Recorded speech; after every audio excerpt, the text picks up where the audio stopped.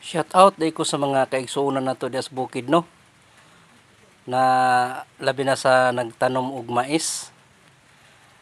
Please lang naman ayaw ninyong butangi og bato inyong mais kay nangahingo na taon ni akong ngipon. Sa sige ka og mais nga naay mga bato. At particularly dito sa Davao del Norte.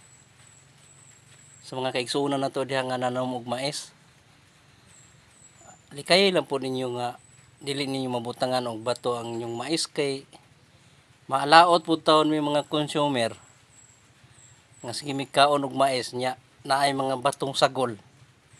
Oh, nangahingo na tong ngipon ako diri oh sige kaon ng mais nga naay mga bato, mga pino nga bato. Palihog lang unta. At shout out din ko sa kuan sa mga buyer labi na sa mga naay galingan. Paki-check daw ninyo ang inyong mga gigaling kay basig na nay mga nataban nga mga bato.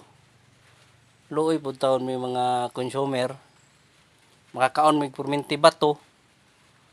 Labi na sa mais kasi mahilig ako sa mais.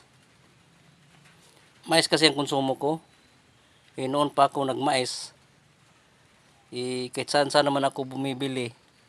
Mayroon pa rin mga bato. Kaya please naman, huwag niyong tabanan ng mais niyo ng bato.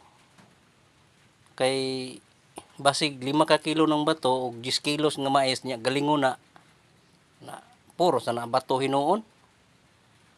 Palihog lang ko mga itong mga kaigsuonan diha nga nananom og mais na likay po ninyo nga mabutang bato inyong binulad na mais. At pati sa mga buyer, i-check ninyo bago galingon ang mais o humay. Kaya ang humay po naapoy bato, naghang bato.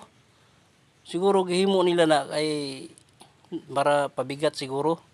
Pero dili man pud tanan. Naman po iwa gituyo.